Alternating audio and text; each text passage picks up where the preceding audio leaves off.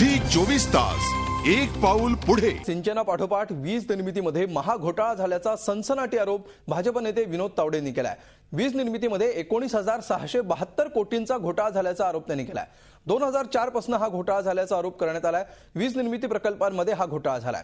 औष्णिक वीज निर्मिती प्रकल्पांवर 2004 पासून हा खर्च करण्यात आला, मात्र त्यापासून 1 मेगावॅटही ऊर्जा निर्मिती झाली नाही। त्यामुळे या घोटाळ्याच्या चौकशीची मागणी विरोधकांनी केली आहे। 72,000 कोटींचा सिंचन घोटाळा उघडकीला आल्यानंतर आता पुन्हा नव्या घोटाळ्याचा आरोप करण्यात येतोय।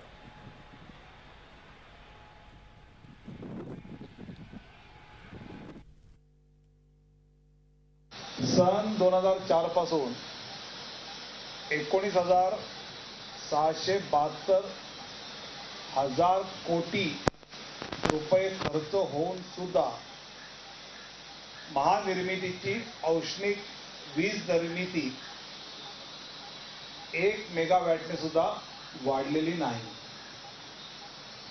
जसं सिंचनामध्ये 70,000 कोटी खर्च झाले, तसं हे दुसरं सिंचन घोटाळ्यासारखं प्रकरण आहे की ज्यामध्ये 19,672 कोटी खर्च होऊन सुद्धा वीज निर्मिती 1 मेगावॅटने सुद्धा वाढली नाही।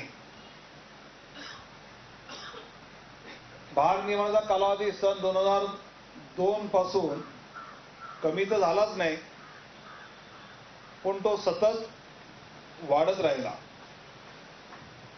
आणि हा कमी करण्यासाठी नवीन विद्युत निर्मिती प्रकल्पावर 2004 पासून कोट्यावधीचा खर्च केला गेला आणि प्रत्येक वेळी भारनियमन मुक्तीची नवीन तारीख, अगदी परवा नागपूरला 12/12/12 ला लोड शेडिंगचे 12 वाजू अशी घोषणा केली होती।